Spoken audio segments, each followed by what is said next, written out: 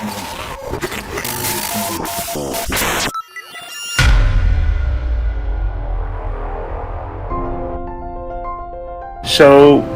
how long have you been trying to get your apartment clean? At least 10 years, or maybe 20.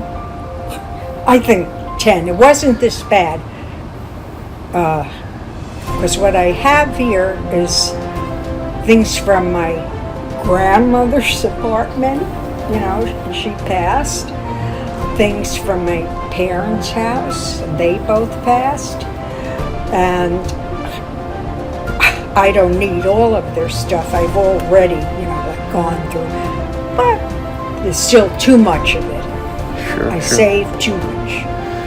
So, are you excited about getting your apartment back, reclaiming your space, and seeing it nice? Yes, yes. Well, once it's clean, is there something in particular you're looking forward to do? Any activity?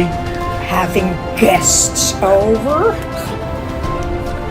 Somehow before I did this, and this was a long time ago, I did like a huge Seder here.